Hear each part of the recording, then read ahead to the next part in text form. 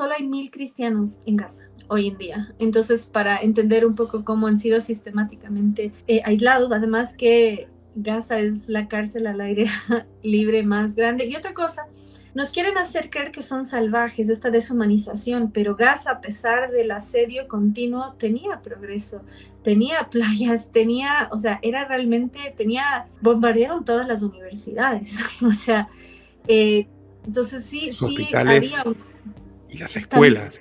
Hay un antropólogo israelí que se llama Ilan Pappé que dice, los sionistas no creen en Dios, pero sí que les dio Palestina. Entonces es tragicómico, pero es muy palpable y muy real, y eso apelo sobre todo a los cristianos sionistas que nos ven, porque teológicamente es inconsistente. Primero, porque la nueva alianza, que es justamente el advenimiento de nuestro Señor, termina con el tribalismo, termina con el pacto de sangre. Ya no somos hijos de Abraham por medio de la sangre, sino por medio de la fe. Para nosotros el nuevo Israel no es de este mundo. Jesús dijo, mi reino no es de este mundo. Entonces para nosotros Israel no es un lugar físico, o sea, teológicamente hablando, ¿no? Entonces nosotros aspiramos a otras cosas. Entonces ver que ahí hay una falla teológica de comprensión, pero incluso hay una instrumentalización. Está la Biblia que se llama Scofield, que justamente distorsiona la liturgia, la lectura e incluso las sagradas escrituras para convenir a ese discurso. En Israel el ABO-RTO es no solo legal,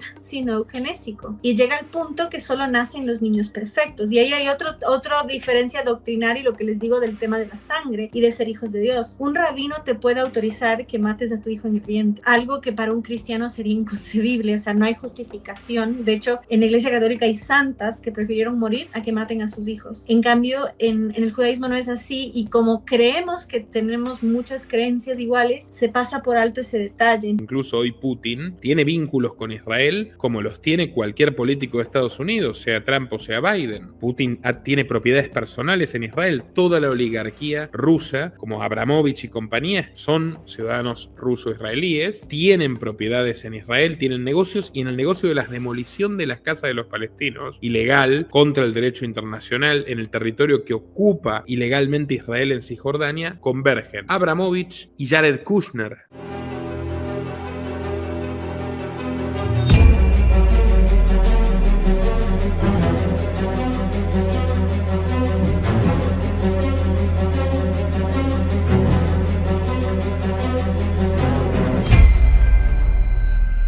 Dale clic al botón de suscribirse y no te olvides de activar la opción de recibir todas las notificaciones para no perderte de nada. El siguiente contenido se ha realizado bajo los más estrictos parámetros ETSA de YouTube, en un contexto netamente periodístico, educativo y documental. Muy buenas tardes, estimados espectadores. Hoy tengo el placer de traer nuevamente a Mamela Fialio Flor conmigo. Es una profesora de lengua y de historia, una columnista y una influencer muy relevante en lo que refiere a la crítica de la hegemonía progresista que hay actualmente. Muchos de ustedes ya la conocen. Es un placer traerla aquí a Los Liberales a compartir, a desarrollar su punto de vista sobre un tema tan sensible y espinoso como es lo que ocurre en Oriente Medio, los crímenes de lesa humanidad, y a partir de ello la maquinaria de censura atroz que hay a quienes son disidentes del accionar del gobierno de Benjamín Netanyahu y del Estado de Israel. Es a veces poco habitual encontrar una voz, no sé si estoy asumiendo, pero una voz conservadora que también entiende que los palestinos tienen derechos, porque está como muy copado ese espacio, permítame decirle, por el sionismo. Y me he enterado que recientemente, bueno, usted ha tenido problemas en su carrera como periodista por exponer las cifras de muertos en Gaza, algo que a mí también me ha pasado. Lo he hecho público en su día, sí, terminó mi colaboración en Infobae, yo fui el columnista más joven de ese diario y no consentí, no toleré seguir publicando luego de que se censurara por completo un artículo sobre la cuestión palestina. Así que, Mamela, bienvenida, y no sé si quiere contarle un poco de cómo se desarrolló su punto de vista sobre este tema a la audiencia. Bueno, un gusto estar una vez más y gracias por la apertura y por atreverse a decir las cosas. Para quien vive o intenta vivir desde una óptica de fe, sabe que solo la verdad nos hace libres. Entonces, en ese sentido, saber que incluso se peca por palabra, obra y omisión. Entonces, ante lo que se está viviendo, omitir es un problema. Y de hecho, hasta el Papa Francisco dijo que es hora de investigar si es un genocidio. Y lo que a mí más me impulsó, creo yo, que justo vi que el 19 de noviembre es el día de Santa María Alfonsina Gatas, una monja palestina. Entonces, hay un problema doctrinal, teológico, cultural y político que nos quiere desvincular de esa gente. Y si bien los que damos la batalla cultural tendemos a ser muy occidentalistas, yo intento integrar a los cristianos de Oriente, porque están siendo olvidados, están siendo relegados y están siendo masacrados. Y algo que conocen muy poco los argentinos y los cristianos del mundo entero es que el párroco de Gaza es argentino, el padre Gabriel Romanelli. Entonces, por eso es que llegan a Roma las noticias en español. Y de hecho, dos monjitas son peruanas y en una incursión se aplastó el pozo de las carmelitas descalza de la orden de la Madre Teresa de Calcuta. Entonces, todo eso, o sea, gente dedicada a servir a los más humildes, a los más necesitados, está sufriendo esto.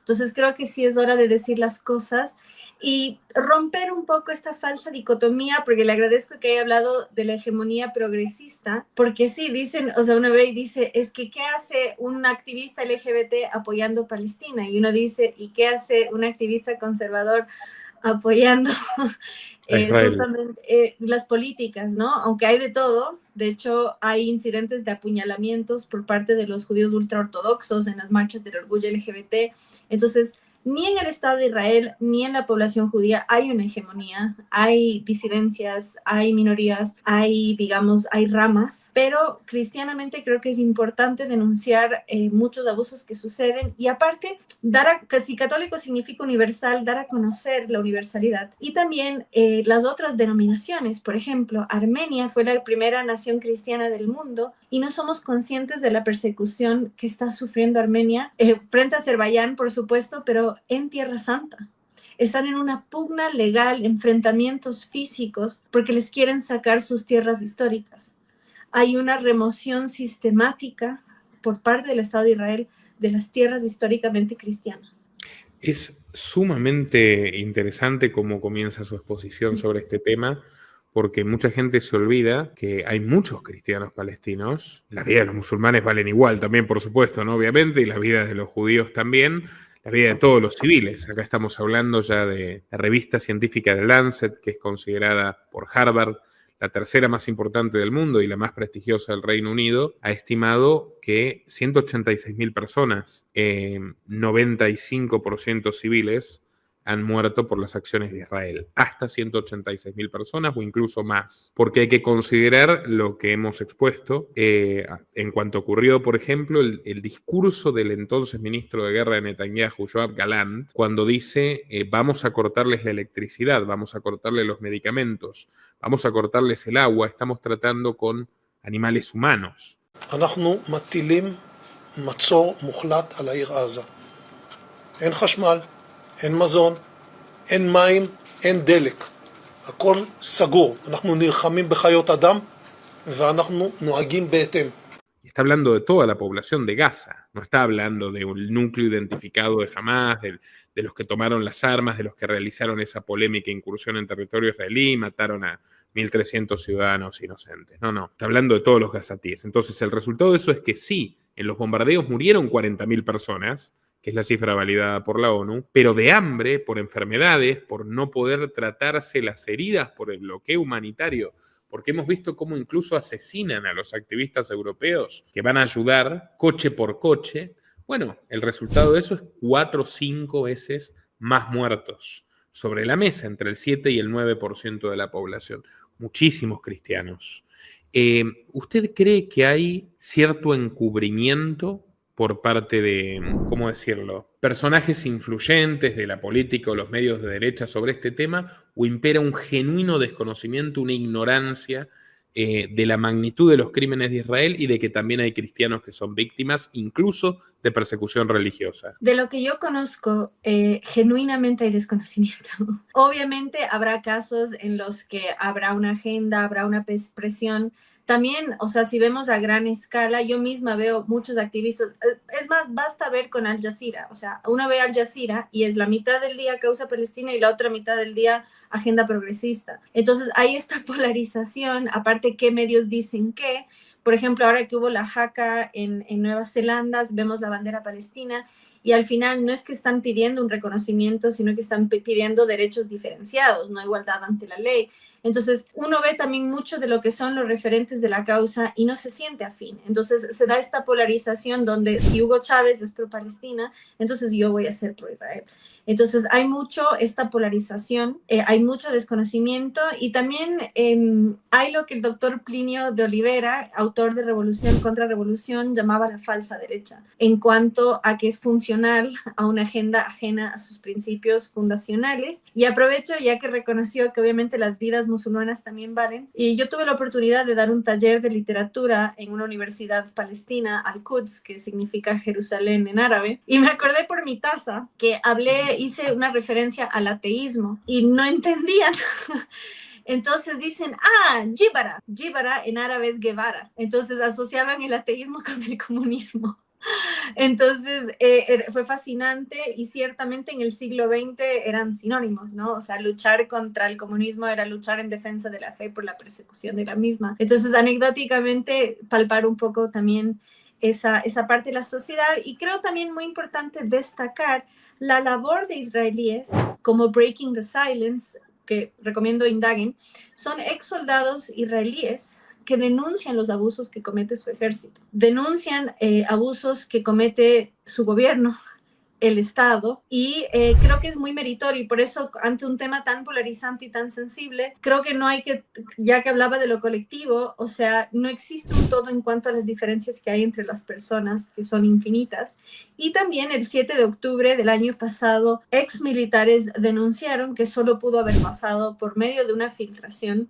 Y algunos referentes de este lado no dijeron explícitamente, pero sí dijeron cómo puede ser que un ejército tan sofisticado pudo dejar pasar algo así si no fue a conciencia o bien, digamos, no tengo la inteligencia y tampoco es mi rubro de saber si fue intencional, provocado, etcétera, pero sí llama la atención y muchos ex soldados denunciaron en su momento que solo pudo haber pasado si lo permitieron. Entonces yo hago ese llamado a esas voces y los primeros que tomaron el Capitolio de los Estados Unidos en Washington fue Jewish Voice for Peace, la voz judía por la paz.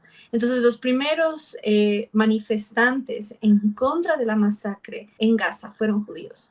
Entonces creo que es súper importante destacar eso, no caer en esa misma polarización, sino muy por el contrario, humanizarnos, ver la realidad de esa gente y si me permite, ya que estamos en esta página, alguien que a mí me encanta en la política, fue el primer palestino en ser diputado de los Estados Unidos, es libertario y es palestino ortodoxo. Y él justamente denunció la masacre que estaba sufriendo su familia y el primero en darle el pésame fue Spike Cohen, que es judío y libertario. Entonces, muy importante destacar esa realidad, palpar un poco y es curioso porque en Estados Unidos el libertario promedio no es sionista. Pero en Sudamérica tiende a caer en esa polarización, yo creo en buena medida por el chavismo y por desconocimiento, falta de cercanía, pero también en Estados Unidos hay que ver que el libertario tiende a ser antisionista porque él paga la cuenta. También es cierto, pero más allá de eso está la conciencia. Paga la cuenta significa los taxpayers americanos que financiamos contra nuestra voluntad los crímenes humanitarios de Israel, ya sea a través de las subvenciones o de la transferencia masiva de armamento y tecnología militar por parte del gobierno de Estados Unidos al israelí. Pero moralmente, o sea, el sionismo es un nacionalismo supremacista, identitario, de origen laico, que ha bebido muchísimo del socialismo. De hecho, Israel originalmente era socio de la Unión Soviética. Su primer ministro, Golda Meir, era una rusa socialista de formación bolchevique y que tenía de aliados al Kremlin, no a Estados Unidos, precisamente. Las dos bandas paramilitares que durante las décadas de colonización británica y sionista de Palestina, cuando comienza la invasión europea, porque son los judíos europeos, incluso en detrimento de los judíos misraíes, que eran los judíos que estuvieron ahí 2000 años y no se movieron nunca, había dos bandas paramilitares que comenzaron las masacres de las aldeas, que que mataban a los recién nacidos, son todos crímenes documentados en la década del 40. El Irgun era un grupo paramilitar de ultraderecha sionista. Jabotinsky, uno de los referentes de estos paramilitares sionistas, era un admirador de Mussolini, tenía un pacto incluso con Mussolini, incluso propiciaron un acuerdo con Hitler, que es el acuerdo de Javara, lo puede buscar cualquiera, está en Wikipedia, a través del cual Hitler confiscó propiedad de judíos alemanes inocentes, injustamente perseguidos, y los mandó contra su voluntad a Palestina, con anuencia de las autoridades coloniales británicas que querían recibirlos como parte del proyecto de colonización sionista. Es decir, hubo gente que fue expulsada de su país para poblar involuntariamente el país de otros que estaba siendo invadido. Eso era el Irgun. Haganá era una facción marxista. Y de hecho, la Haganá es la base del Mossad. El Mossad nace y el ejército israelí profesional nace fundamentalmente de la guerrilla de izquierda Haganá. Hasta el día de hoy también tienen los kibbutz, que son estas granjas comunistas. O sea, hay una historia de la izquierda sionista que hoy está enterrada, olvidada o convenientemente omitida, pero lo cierto es que incluso hoy Putin tiene vínculos con Israel como los tiene cualquier político de Estados Unidos, sea Trump o sea Biden. Putin tiene propiedades personales en Israel. Toda la oligarquía rusa, como Abramovich y compañía, son ciudadanos ruso-israelíes, tienen propiedades en Israel, tienen negocios, y en el negocio de la demolición de las casas de los palestinos, ilegal, contra el derecho internacional, en el territorio que ocupa ilegalmente Israel en Cisjordania, convergen Abramovich, la familia Blinken, Mamela, no sé si lo sabía, del secretario de Estado de Joe Biden, y Jared Kushner, el yerno de Donald Trump, directamente. O sea, él, a título personal, están todos en ese negocio. Yo creo que eso representa hasta qué punto llega el poder de los lobbies sionistas y cómo luego se baja línea y se oculta que hay un judío libertario como Rothbard, que fue una de las voces más críticas de los crímenes de Israel, férreamente antisionista, Shlomo Sand, historiador israelí, Miko Peled, hijo de un general israelí condecorado en la guerra del Yom Kippur, que cuenta incluso cómo su padre arrepentido, en el libro El hijo del general, su padre le cuenta: nosotros cuando llegamos de Europa, los ingleses nos entregaron las casas con el café humeando encima de la mesa. ¿Quién se iba a tomar ese café? Llegamos a las casas con la vida de otros que fueron a parar a un campo de refugiados. O sea, Palestina era una sociedad laica, altamente educada, como el Líbano era una sociedad mixta con cristianos y musulmanes, con judíos. Había una tolerancia ahí religiosa y cultural. Los judíos nunca fueron perseguidos en los países árabes. A ver, al-Andalus, ¿no? Maimónides, usted es profesor de historia, Maimónides era rector de la Universidad de Egipto. O sea, todo eso fue... De hecho, eran aliados.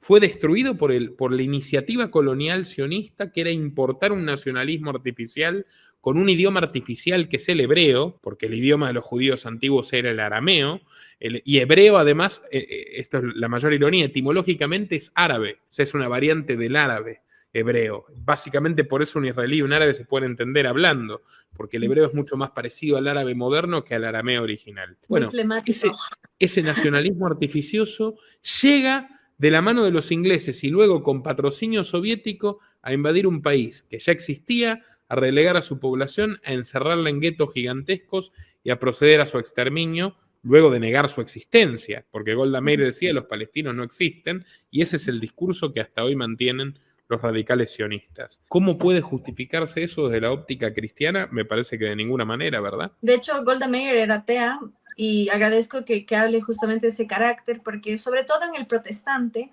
y en el católico no tan informado teológicamente, porque de hecho los primeros papas durante la formación del Estado de Israel no reconocieron al Estado de Israel porque ellos no reconocían a nuestro Señor. Y el Vaticano no reconoce al Estado de Israel sino hasta los acuerdos de Oslo en el 93, cuando Israel reconoce a Palestina. Y de hecho, eso es muy importante saberlo teológicamente, culturalmente. En cambio, el protestantismo, no, nuevamente no todos. Yo tuve el honor de participar de un evento que se hace en Belén. Belén está en Palestina, por cierto, para quien no sepa. A breve recorrido geográfico, Palestina está fragmentada. Entonces, la Franja de Gaza, como su nombre lo indica, es un pedacito arrinconado, Israel al costado, y Cisjordania está separada y fragmentada, dada los asentamientos o colonias que Israel se ha expropiado. Entonces, no hay una continuidad geográfica. Hay zona A, B y C de los acuerdos de Oslo. A, que es autoridad palestina; donde no gobierna Hamas, sino Fatah, que es otro partido, y está la zona B, que es mixta, pero que tiene autonomía jurídica y donde hay common law, porque fue un territorio británico. Esto es importante saberlo para entender la cosmovisión y la jurisprudencia que rige, porque nos quieren hacer creer que hay sharia, y no hay sharia. Y la zona C, que es de control militar israelí, entonces puede venir un tanque, colocar un bloque y decir a partir de hoy esto es zona de tiro y la gente que vive ahí tiene que desalojar. Entonces, para un poco palpar la realidad y lo que se hace mucho en estas zonas donde tienen desarrollo inmobiliario las personas antes mencionadas, es reemplazar los pueblos. Entonces, el pueblo Kufr Kadum en árabe pasa a ser Kedumim en hebreo. Entonces se van borrando del mapa y uno lo ve con el aval de Google, cómo van desapareciendo los pueblos del mapa. Y esto en Cisjordania, donde no está jamás, ¿no? Entonces es muy importante ver este fenómeno y saber que el vaciamiento cristiano se debe mayormente a esa persecución, a esa inestabilidad. Y aprovecho y encomiendo sus oraciones a Afaf. Afaf es una señora ya mayor que es la única cristiana en un pueblo de 10,000 habitantes, en un pueblo que se llama Azun, que significa oscuridad. Eso es en Cisjordania, la ciudad más cercana es Calquilia, y Afaf es la única de su familia, porque cada vez que venía un checkpoint, que son los puestos militares, su familia tenía que desalojar. Entonces, o están en Jordania o están en Estados Unidos, pero por salud, si uno quiere ir en una ambulancia, no llega. Entonces, ella quedó una mujer sola, y ella vive con la puerta sin seguro y recibe en su patio con galletitas a quien venga. Y ella fue candidata a alcalde. Entonces nos quieren hacer creer que la mujer tiene un supuesto trato ahí y no es la realidad. De hecho, en los pueblos históricamente cristianos, como Ramallah, que es la capital de la autoridad palestina, son cristianos los alcaldes. En Belén, que es una ciudad históricamente palestina, los alcaldes son cristianos y en general son alcaldesas. De hecho, Vera se llama la que fue alcaldesa durante mucho tiempo, y por si se me escapa y por si les interesa, el primer diputado palestino de los Estados Unidos se llama Justin Amash, Amash. Como les decía, él es ortodoxo y la iglesia de San Porfirio es la tercera iglesia más antigua de la cristiandad y está en Gaza. Y si bien no fue, lo que pasó fue que cayó un misil en las inmediaciones y cayó el muro y aplastó a quienes estaban adentro refugiados, entre ellos su primo George, que era un bebé de meses. Entonces estamos hablando de cristianos que sufren las consecuencias y esto es muy importante porque dicen, bueno, en la guerra estas cosas pasan. En la Sagrada Familia, que es la parroquia católica, la única que hay en Gaza, mataron a una madre y a su hija. La señora era una señora ya mayor que salió al baño y le dispararon francotiradores. Entonces, un francotirador no es un misil que cae por error. Y cuando su hija va a auxiliarla, la disparan también. Entonces, estamos hablando, como bien señaló, la mayoría de las víctimas son civiles, ¿no? En este caso son mujeres y de la tercera edad. Entonces, y de hecho, recomiendo mucho, él sí es un poquito más izquierdoso, aclaro, por transparencia y objetividad. Si no me equivoco, es luterano o anglicano, pero es protestante reformado. Munther Isaac es un reverendo que fue entrevistado por Tucker Carlson, que sabemos que Tucker Carlson es abiertamente conservador, pero que fue removido de los medios masivos por su frontalidad. Entonces, él justamente entrevistó a este reverendo y él fue el único que reportó que la única iglesia protestante de Gaza no existe más. Era una iglesia bautista. Había 3 iglesias en Gaza. La una no está más, la otra le desplomaron sus muros y en la otra, que es la católica, hubo un tiroteo. Y solo hay 1,000 cristianos en Gaza hoy en día. Entonces, para entender un poco cómo han sido sistemáticamente aislados, además que Gaza es la cárcel al aire libre más grande. Y otra cosa, nos quieren hacer creer que son salvajes, esta deshumanización, pero Gaza, a pesar del asedio continuo, tenía progreso, tenía playas, tenía, o sea, era realmente, bombardearon todas las universidades, o sea, entonces sí, Los sí hospitales había... y las escuelas. La escuela de las Naciones Unidas, que a mí no me importa por el hecho de que bombardearon las Naciones Unidas, me importa que porque bombardearon una escuela con niños, o sea, con niños y con jardín de infantes, literalmente. O sea, es absolutamente impiadoso. inmoral. Para mí esto trasciende las fronteras ideológicas. Como liberal está claro que todo Estado, per se, como liberal radical que soy, me merece desconfianza, crítica absoluta. Sé que es la organización violenta por excelencia, pero este Estado en particular nace de la expropiación masiva reciente de la propiedad privada de mucha gente que pasa a ser reclusa de campos de concentración a cielo abierto y ahora está siendo exterminada. O sea, no se me ocurre como un liberal, no se me ocurre como un conservador, siquiera como un socialista puede justificar esto. Es algo que repugna al ser humano, ¿no le parece, Mamela? Y debería, pero como le digo, existe esta polarización y también este desconocimiento, y más bien digo, o sea, estoy siendo lo más transparente que puedo en cuanto a cifras, porque quizás sabiendo que hay tan pocos cristianos, quizás nos genera menos sentimiento, pero ¿cuál es la realidad? En Chile hay 500.000 de palestinos. De hecho, hay un club de fútbol. ¿Por qué? Porque son los cristianos de Palestina que quedaron desplazados. Y si bien ya venía incluso antes de la creación del Estado de Israel, como bien mencionó, estas guerrillas empezaron a vaciar las aldeas desde antes. Y tampoco, por supuesto, el Imperio Otomano era todo color de rosa. Y si me permite, ya que habló de los Mizrahi, hay un capítulo poco conocido de la historia de Israel que se llama la Operación Alfombra Mágica, porque hay que ver cómo hay esta jerarquización dentro de la sociedad israelí. De hecho, yo tuve la oportunidad de estar en una misión de paz, y como le digo, y por eso destaco mucho la labor de los israelíes pro paz, porque existen, no son pocos, No. y tampoco del judío fuera de Israel.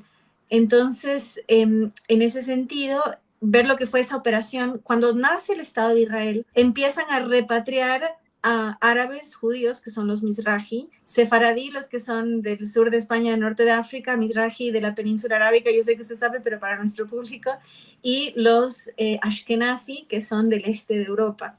Entonces, lo que hicieron fue quitarles a sus hijos, a los judíos árabes, para que se críen en familias judías europeas, y les hicieron creer que estaban muertos. Y en la mayoría de los casos supieron que estaban vivos cuando cumplen la mayoría de edad y les toca hacer el servicio militar. Entonces, eso es un poco para tener una idea del carácter supremacista estratificado que existe en el Estado de Israel, incluso entre los judíos, y también pasó con lo que se conocen como los Fallujah, que son justamente los judíos etíopes.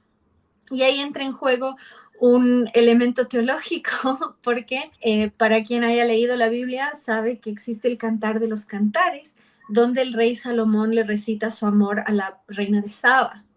Entonces hay todo un ala de etíopes que devienen de ese amor, pero como el judío o el judaísmo es matrilineal, entonces hubo todo un tema teológico porque ellos descienden de padre judío, no de madre. Entonces hay una película muy bonita, muy conmovedora que se llama Ser digno de ser. La vi hace mucho, quizás si la veo ahora tenga alguna crítica, pero eso muestra lo que fue la Operación Salomón, que fue de llevar a los judíos de Etiopía. ¿Y qué pasó?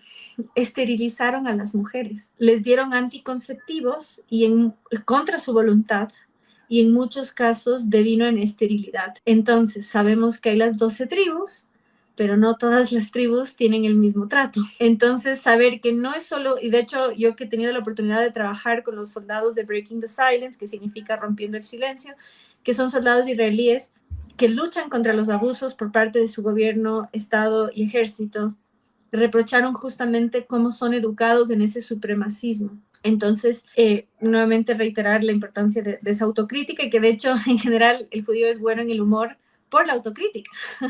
Entonces, hay voces críticas desde adentro y ciertamente pasa. Entonces, saber que esto no se limita al palestino, sino que es una estratificación dentro de la propia sociedad que existe, y de hecho el ruso no converso es lo que dicen en inglés white trash. O sea, de hecho, si me permite, y me dio mucho gusto poder reportar esto en noticias, hubo un muchacho ucraniano que murió, fue uno de los primeros en diciembre, soldado israelí de apenas 19 años, David Bogdanovsky. Al año que se cumple lo del 7 de octubre, la madre va al cementerio y descubre que su lápida estaba cubierta porque la cruz incomodaba. Y el rabino principal de las fuerzas de defensa israelíes dijo que la cruz alteraba la santidad del cementerio. Entonces, saber que y de hecho, y esto es importante porque también, ojo, incluso en Likud, que podemos cuestionarlo en muchos sentidos, hubo gente dentro del Likud que se opuso a esto porque era un héroe de la patria, según ellos. Entonces, era una deshonra un héroe de la patria. Entonces, en Haifa, que es la ciudad donde él fue enterrado, el alcalde, que es súper pro LGBT, se opuso, pero también gente dentro del Likud.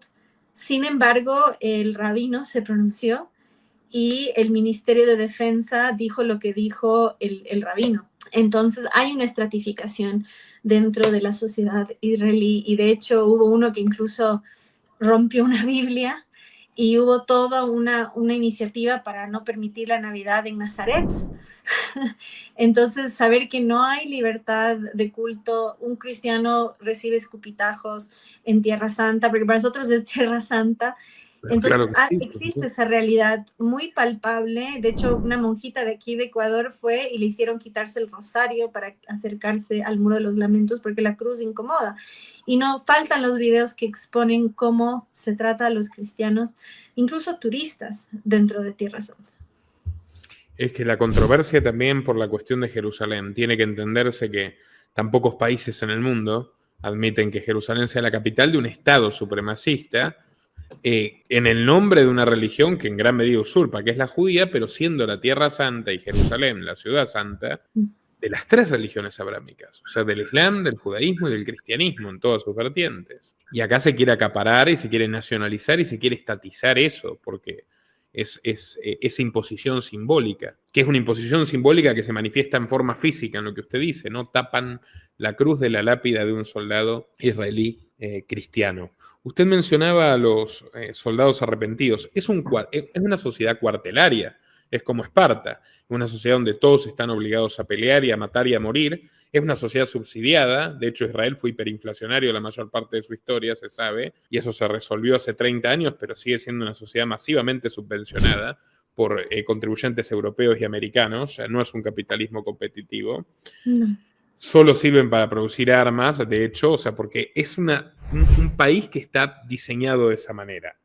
La película Vals con Bashir, no sé si usted la vio, es un documental periodístico animado que narra la experiencia del propio cineasta, del director, que un amigo viene a visitarlo en sus 50 años más o menos, 45 o 50 años, dice, mira, tengo sueños raros, tengo pensamientos que me persiguen, no entiendo por qué no recuerdo qué hicimos en el servicio militar. Es como que tengo un hueco, tengo un bache en esos años. Y el cineasta se pone a pensar que él tampoco lo recuerda. Y entonces empieza un viaje y hace una investigación, llamémosle periodística, visitando a cada uno de sus antiguos compañeros en el frente para reconstruir qué es lo que pasó en esa temporada en el Líbano. Y obviamente lo que pasó es totalmente terrible, traumático. Yo le recomiendo mucho a todo el mundo que vea la película Vals con Bashir.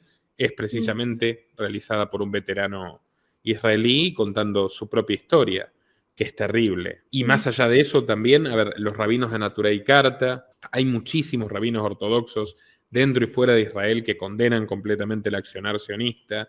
El profesor Norman Finkelstein, cuyos padres estuvieron en los guetos nazis, famoso por el video Lágrimas de Cocodrilo, donde interpela a una estudiante sionista que le grita y llora y dice, estas son lágrimas de cocodrilo, deberías estar llorando por los palestinos, porque a ellos les están haciendo lo que le hicieron a toda mi familia, la mayoría de la cual fue exterminada. Sí. El documental breve, Israel contra Israel, que muestra qué le pasa a los israelíes que se solidarizan con las víctimas palestinas. Un rabino, una señora jubilada, un joven voluntario, presos, escupidos, insultados.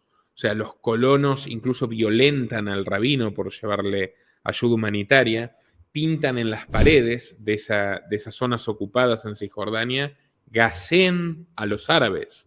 O sea, consignas propias de la noche de los cuchillos largos, de la noche de los cristales rotos, de los pogromos rusos contra las minorías judías, ¿no? Es terrible, es como se ha invertido todo lo que tuvo que sufrir el pueblo judío en las persecuciones antisemitas y ahora se vuelca contra los palestinos y se pretende imponernos silencio a todos los demás. Sí, de acuerdo, y de hecho, retomando el tema del ateísmo, hay un antropólogo israelí que se llama Ilan Pappé que dice... los sionistas no creen en Dios, pero sí que les dio Palestina. Entonces eso es tragicómico, pero es muy palpable y muy real porque...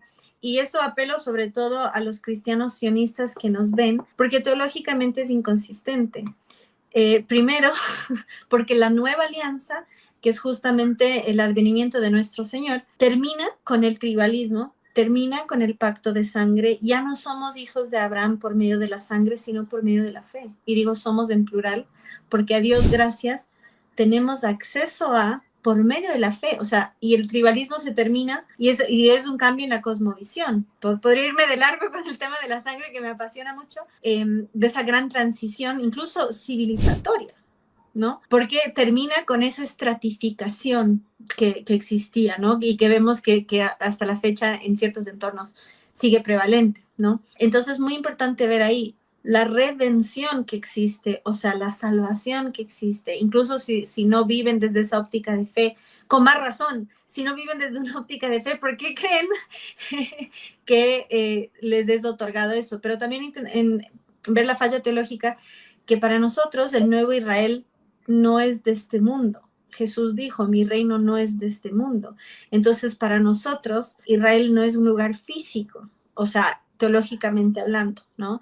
Entonces, nosotros aspiramos a otras cosas. Entonces, ver que ahí hay una falla teológica de comprensión, pero incluso hay una instrumentalización, está la Biblia que se llama Scofield, que justamente distorsiona la liturgia, la lectura e incluso las Sagradas Escrituras para convenir a ese discurso. Entonces, de hecho, nosotros cristianamente hasta el Concilio Vaticano II pedíamos por la conversión de los judíos, no porque sean malos, sino porque creemos y queremos que todos sean salvos. Entonces, si conocemos la verdad que nos hace libres, si creemos en la vida eterna, lo queremos para todos. Entonces, esa transición de comprensión y cosmovisión aplica también a ellos. No es que están fuera, sino más bien que seamos una sola iglesia. Entonces, incluso pueden no estar de acuerdo, no creerlo, pero parte de la generosidad de la universalidad, ¿no? Entonces, el fin de esa estratificación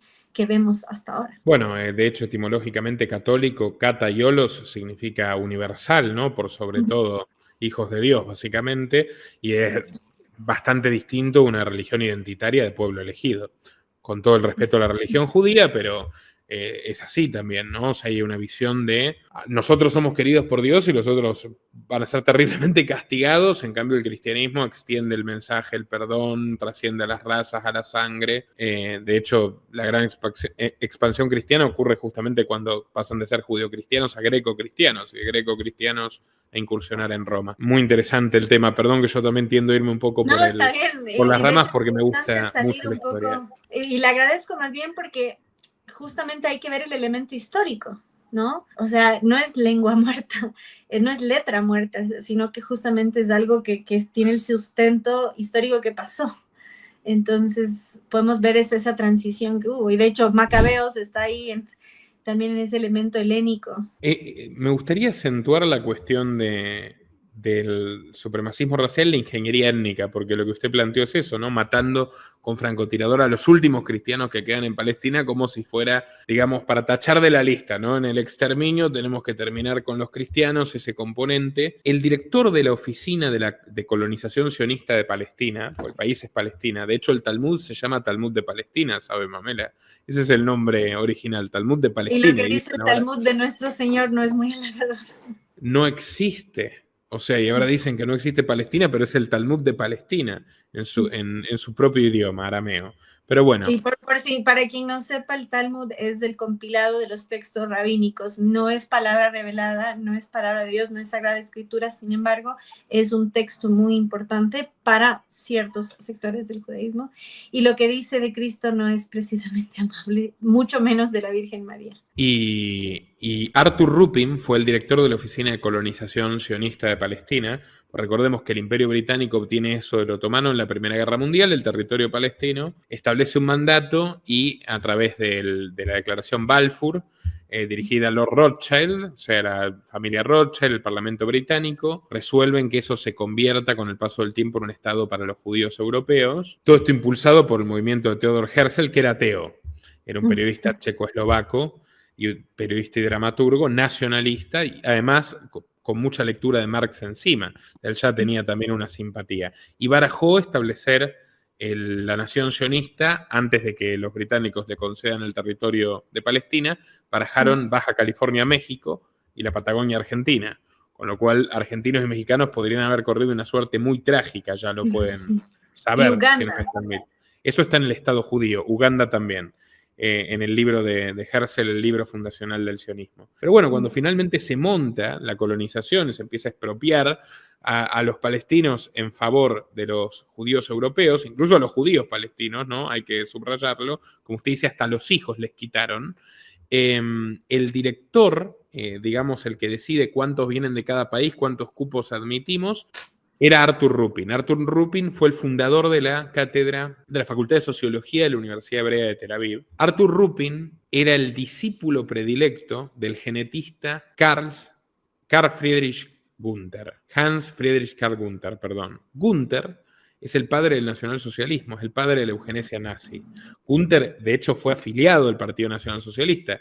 Fue uno de los ideólogos de Hitler. Bueno, Gunther tenía un discípulo judío ashkenazi llamado Arthur Rupin, que fue designado por los ingleses para dirigir la oficina de colonización, y él fue el que decidió que los ashkenazis, porque según él tenían sangre aria, y por tener sangre aria eran superiores a los demás, tuvieran privilegios sobre los sefarditas y los misraíes, que son los verdaderos semitas en sentido estricto. O sea, los que tienen la sangre de los antiguos judíos, la sangre de Jesús. Bueno, con un criterio literalmente aprendido de un genetista nazi, se pobló Israel. Y como le digo, el acuerdo de Javara, cualquiera lo puede buscar. Hitler apoyaba la idea del Estado de Israel, porque justamente es una idea segregatoria. O sea, los nacionalistas supremacistas quieren un Estado supremacista y nacionalista en un país robado, pero los otros supremacistas, que son los antisemitas, los judiófobos, quieren a los judíos aislados en su propio país y no integrados en el resto de las sociedades. Entonces tenían hasta una causa común. De acuerdo. Es más, un dato curioso que de hecho lo comenté y perdí el hilo, que conté que estuve en Belén en un evento que se llama Christ at the Checkpoint. Porque como digo, estos son estos pasos fronterizos. Para quien no sepa, entre Jerusalén y Belén hay un muro de 8 metros con francotiradores, pero que rara vez están porque es zona A, que es autónoma. De hecho, tienen prohibido ingresar los israelíes. Entonces, hay un apartheid, literal, y los cristianos necesitan pedir permiso para ir a los lugares santos. Entonces, dentro de esta fragmentación, esta jerarquización, pasan estas cosas. Entonces, justamente esto es una experiencia que pueden vivir los cristianos de ir a Belén, de cómo sería si Cristo nace. Y de hecho, ahora, si no me equivoco, es el arzobispo de Canterbury, de la iglesia anglicana, acaba de ir a Belén justamente para ver la realidad que se vive ahora que él está por salir. Ya no tiene mucho que arriesgar, entonces fue. Pero bueno, lo que me dice del elemento eugenésico, nuevamente destaco y resalto como positivo la autocrítica que hay dentro de la sociedad israelí. Hay un portal que se llama Haaretz, H-A-A-R-E-T-Z, que tiende más a la izquierda, pero ahí vemos que quizás en Israel se diluyen un poco lo que es izquierda y derecha. Haaretz tiene un artículo que usa la palabra conundrum, que es un dilema, porque en Israel el aborto es no solo legal, sino eugenésico.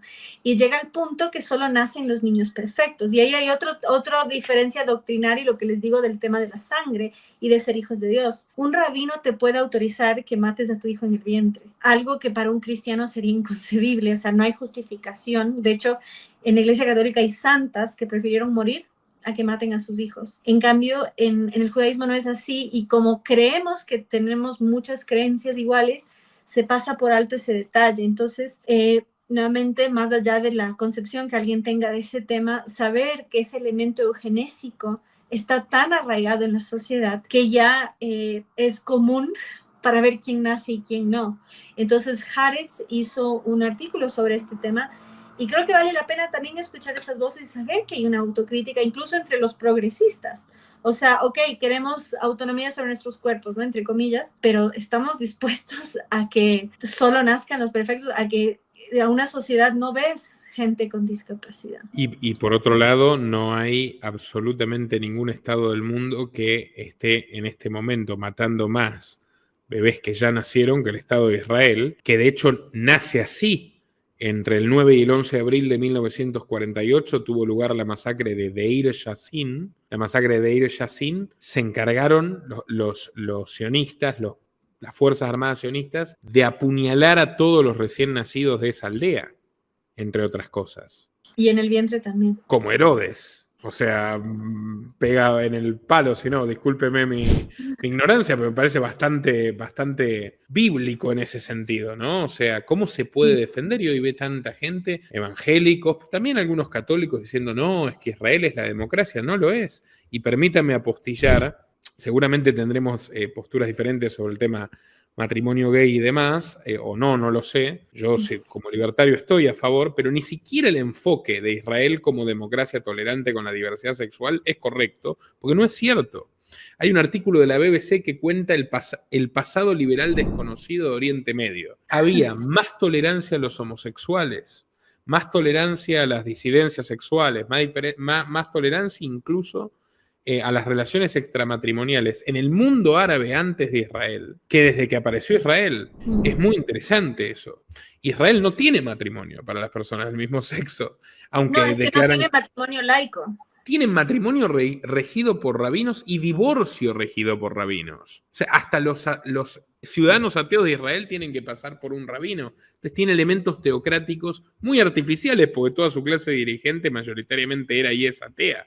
Entonces, es todo lo que tiene que surgir en un invento teórico para justificar una barbarie. O sea, básicamente por eso es tan incongruente, tan incoherente, hace agua por todas partes. Sí, son de esas paradojas que existen y así mismo lo que hacíamos hace un rato, o sea, es la capital del veganismo, o sea, es muy progre como sociedad. Lo que sí reconoce es que si una pareja del mismo sexo contrae unión fuera del país, lo reconocen al llegar. Lo que no se permite es dentro del país, entonces eso tampoco permite los matrimonios mixtos, o sea, digamos, entre denominaciones, y esto les va a interesar.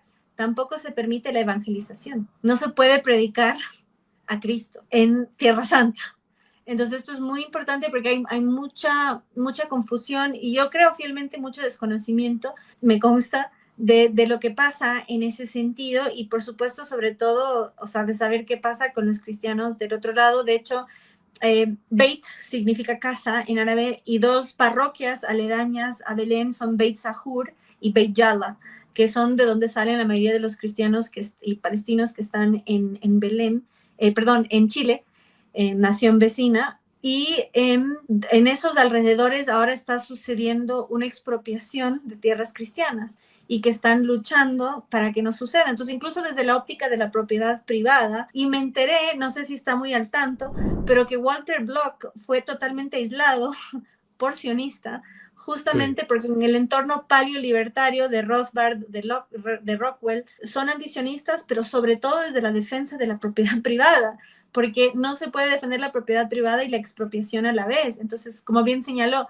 es inverosímil que un liberal apoye a un conservador, un socialista, y cualquier persona que defienda la propiedad privada defender la expropiación de tierras.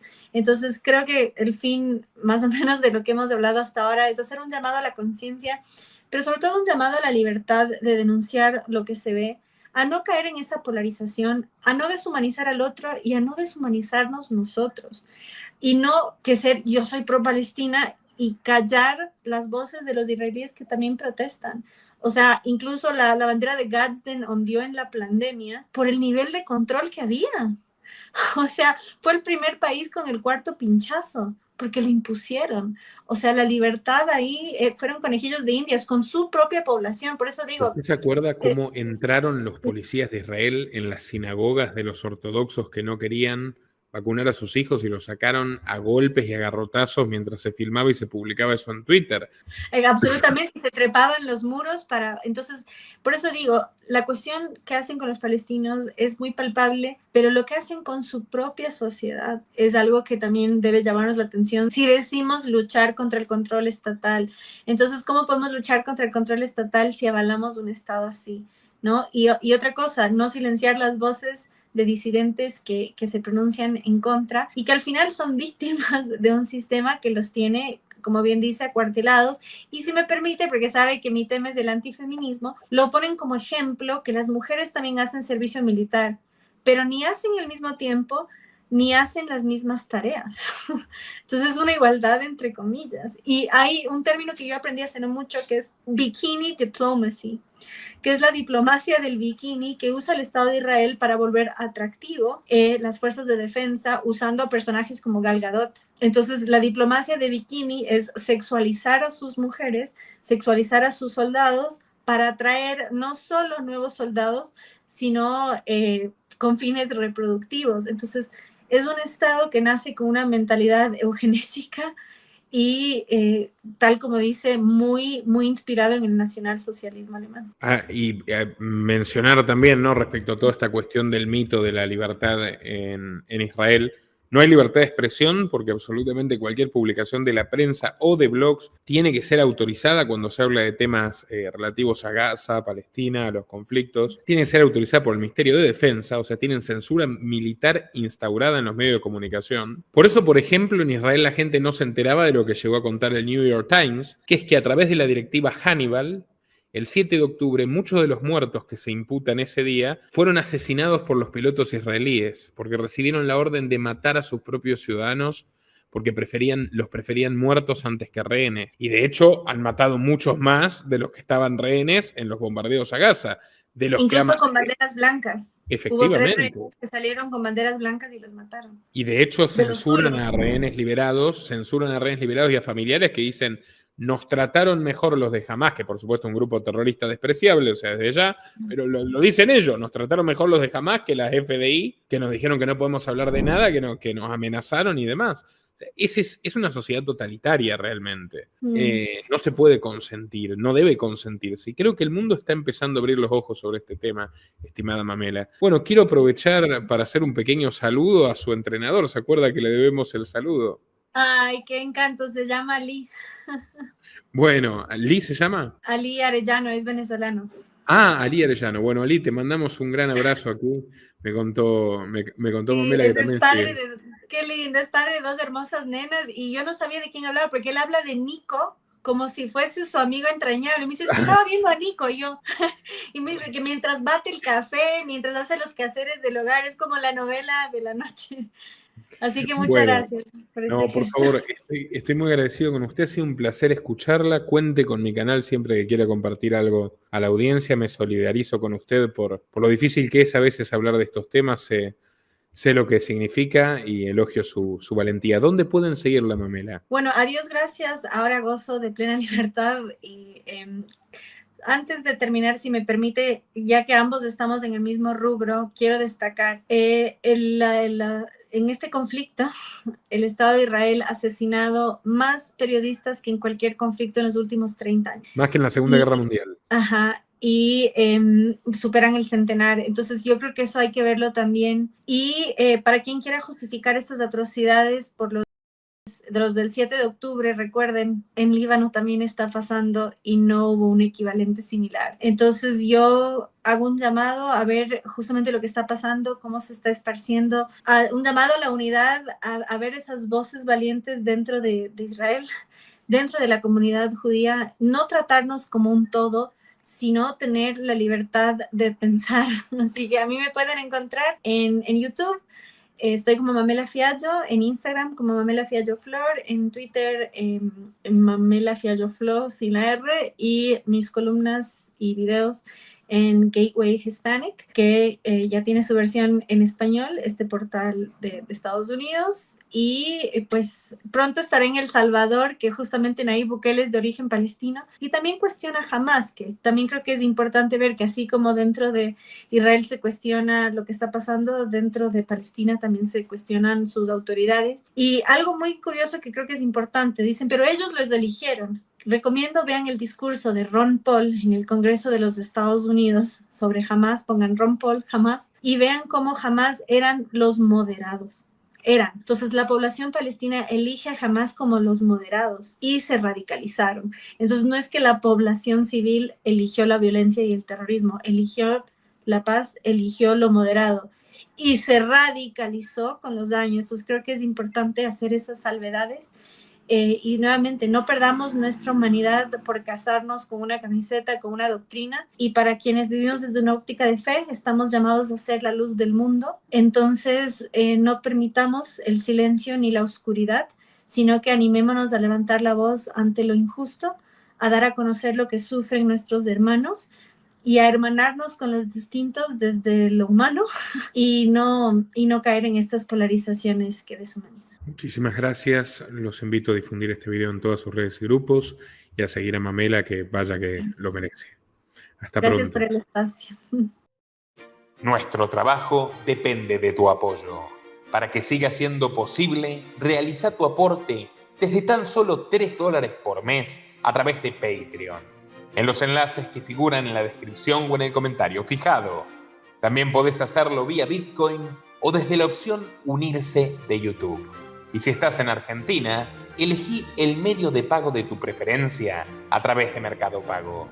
Quienes nos apoyen en Patreon desde $5 mensuales tendrán acceso a análisis, entrevistas, conferencias y documentales exclusivos. También tenemos opciones para sponsors, así que publicita con nosotros a través de patreon.com/Nicolás Moraz.